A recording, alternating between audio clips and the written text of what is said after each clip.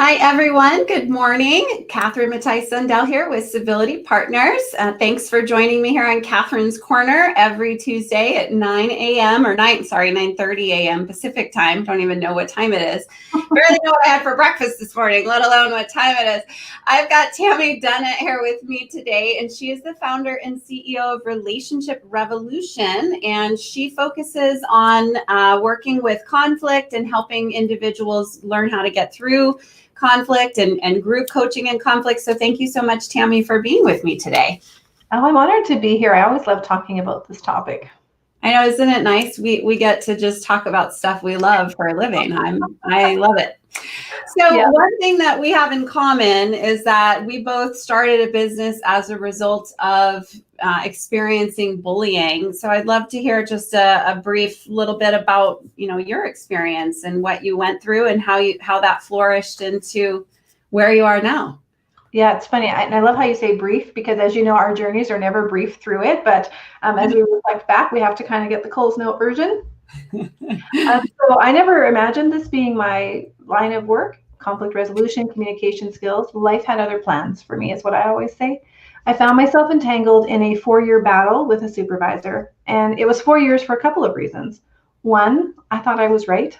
And I didn't know I had the wrong tool set. I just kept pushing the only tool set I knew. She also thought she was right. So we were using the same hammer at different times. But the second reason I was in it for 4 years is because I was in the military, and you just can't leave. And I think a lot of the people who find themselves in conflict find that they need to stay for various reasons, whether it's contract, employment, income, there's no jobs. And so I was kind of stuck in a place, because it's not like I can just quit. You do that, you go to jail in the military. They'll come find you and take you to jail. So I had to find a way to make it work, and I wasn't successful at it. Ultimately, what ended up happening 4 years later, I kind of went through this journey of being in conflict with her, to being afraid to see her, to scanning the parking lot and going up the back stairwells to my office to avoid her, to scanning the block, and eventually being afraid to leave my own home because she was just pervasive. She was in my email, she was on my phone. And I became so sick that I was diagnosed with panic, anxiety, and agoraphobia. And there was a moment where I had given in. I thought, this is it. I can't fight anymore. I'm tired. I can't be right anymore. She wins. I give in. And I thought that was my admission to just living a life of what I had come to know. That was the turning point for me. I stopped fighting to be right, and I stopped looking at what I could do for me. And that really, I didn't see it in that moment. This is only upon reflection that I see that moment was so pivotal. But I stopped, just stopped fighting. And that allowed me to see that there was more that I could do. Wow, what a great story. Well, it's not a good story. I know. You know what I mean.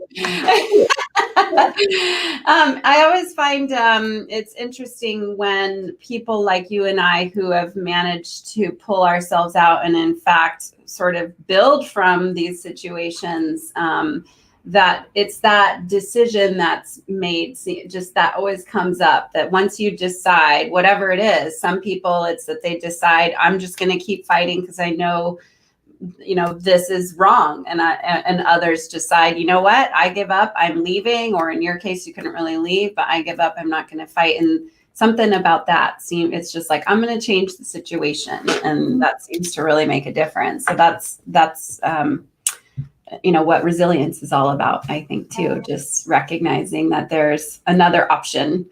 Talk to me about, like, what are we've all been in conflict. Every single person has been in conflict. What are some of the causes, if you could sum them up? Well, that's a big question.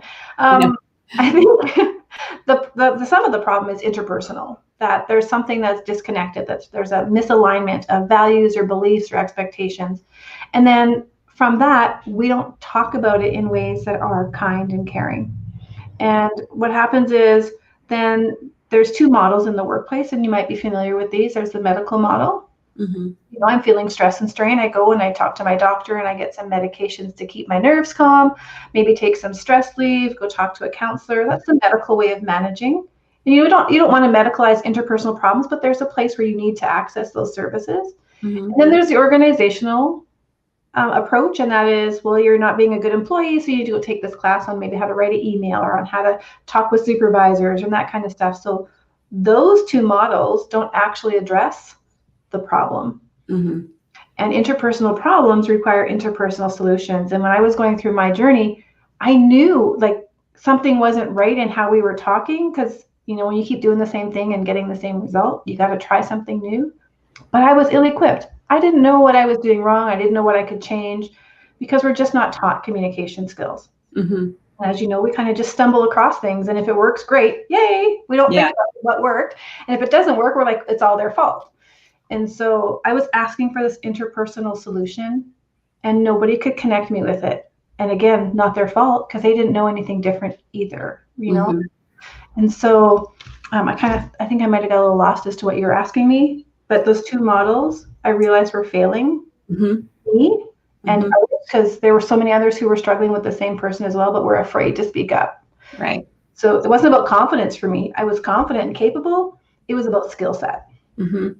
I agree with everything you're saying. Organizations often go, well, just get some training and that will solve it. But training's not a solution. It's part of a solution, but all it is knowledge transfer. So unless the organization is making change to support that training, then and what's being learned and all of that, then it's not necessarily useful. So, and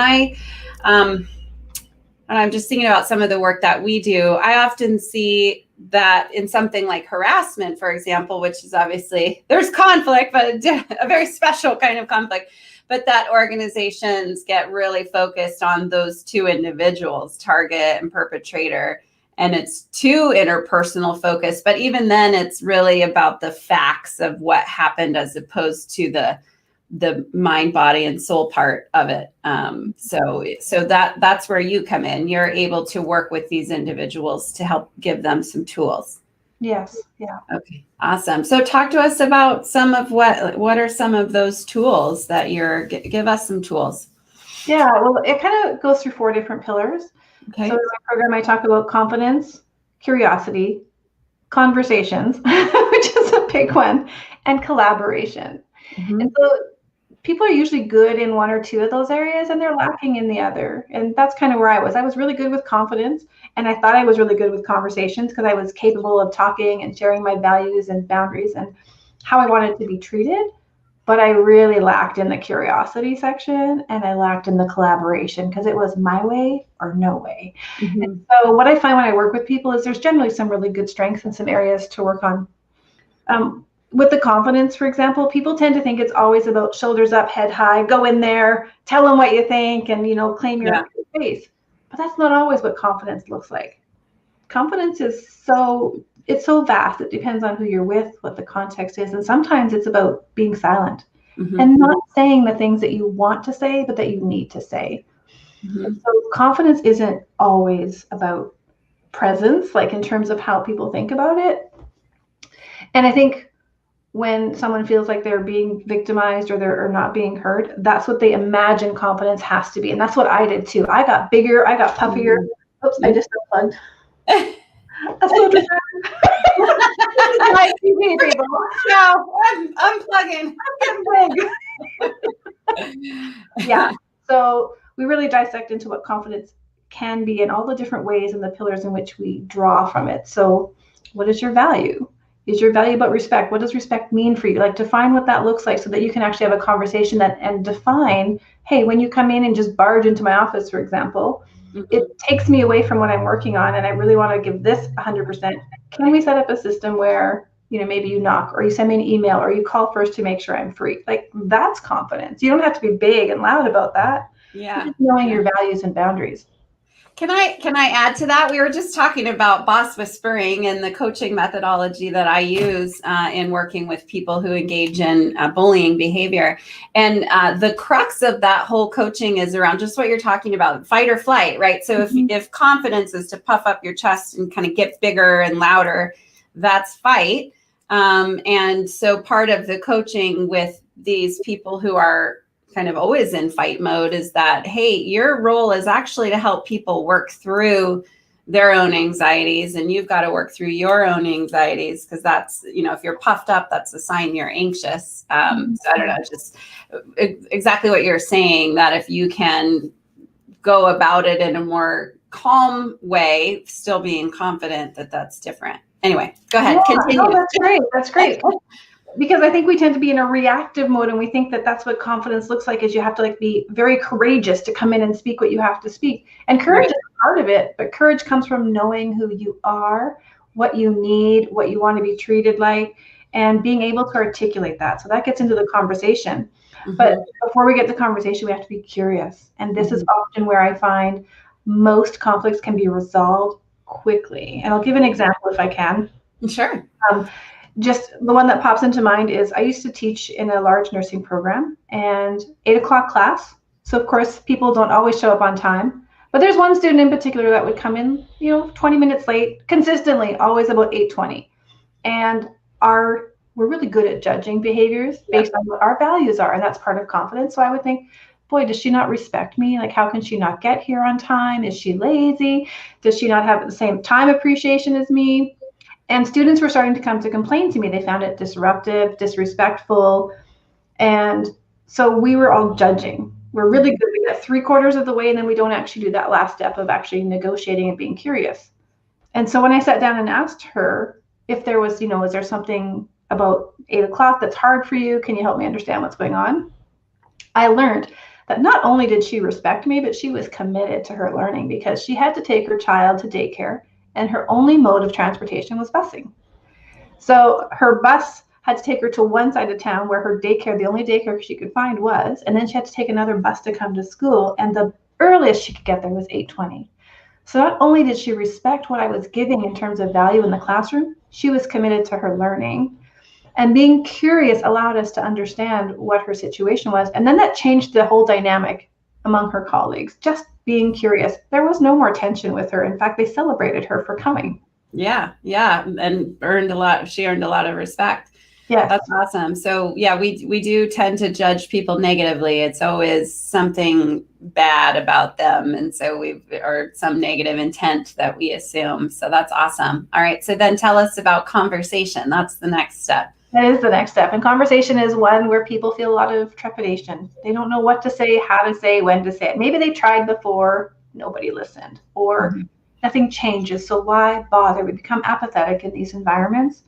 And with conversation, it's about being continually present to your values and continually communicating them. Because once you let that boundary lax once and you don't say anything, it is harder to recover and to close that gap than if you just address it first on.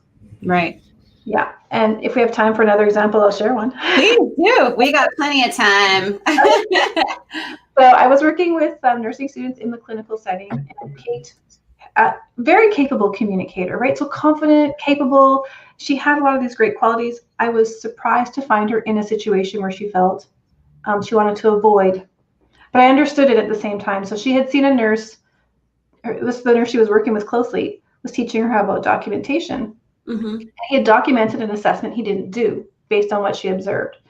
So ethical dilemma, she comes to me right away and she goes, I can't work with him anymore. Don't ever book me with him again. I want to be on the other side. Of course, that's not the solution.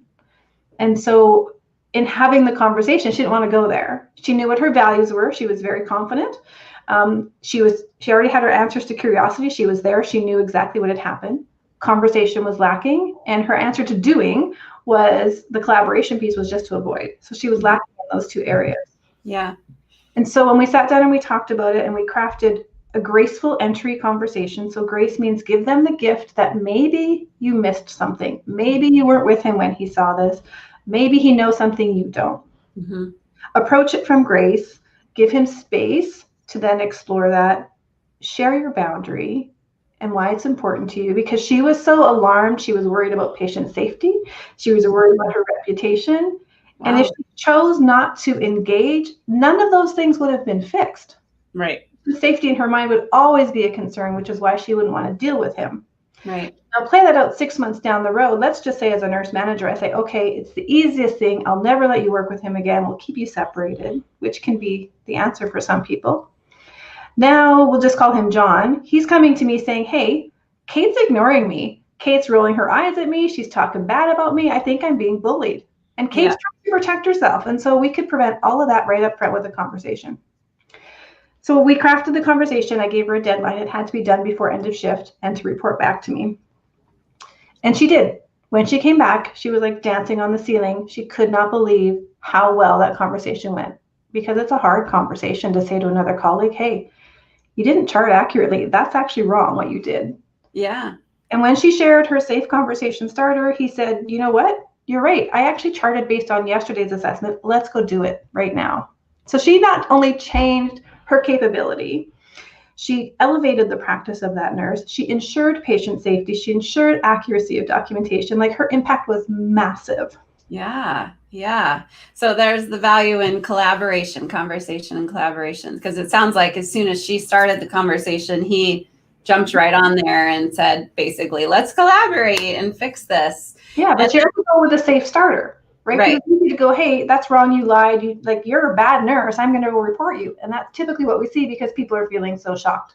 Right. Yeah. And that, assuming that negative intent, well, you must have done it wrong on purpose, or you don't care, and all of that, versus, hey, what happened? That's a great example. And I think, we all have a hard time giving feedback. It's not, back to your statement, we don't learn communication skills really. We just kind of communicate, and it's like, I always say, it's like breathing. We just kind of do it and assume it's working, and you don't notice communication until it's not working and you're in conflict or avoiding someone or whatever it is. So we do have to get better at giving feedback, and we all have to do that. And I see that in our toxic work environments that Civility Partners goes into. One of the commonalities that those negative workplaces have is people weren't giving feedback. And then there's a whole nother conversation around the psychological safety around giving feedback, which is something you provided. If you were a bully, you wouldn't have had that conversation with her. She wouldn't have come to you. So you really helped her see that this was a safe space, and I want you to go ahead and practice this tool. And then it had an impact, and he felt safe. So that's all a really great example of how it can be if we all focus a little more on our communication, and if managers are focusing on creating that safe space and coaching versus bullying and all of that. Yeah, so important that when someone comes to you, whether you're a colleague or a leader, excuse me, we all want to just go, oh yeah, that's horrible. I totally get it. You're justified. But that's not the right answer. Mm-hmm. Even if it is the right answer, it's not the right answer. We need to be building their capacity in terms of how to have those conversations. Yeah, absolutely. Absolutely. So you've invited me to speak at a summit that you're doing. So tell us all about the summit so that our listeners can hear about it. I am excited. So there's 26 amazing speakers. You are one of them, sharing your HR knowledge and how to work with HR so that you can have a better outcome, which is a fabulous session. The summit starts April 12th. It is a virtual summit, so PJs are okay. And you can drink your glass of wine and nobody will know. Everything is being delivered right to you in your home, which is one of the best gifts of a virtual summit. Right.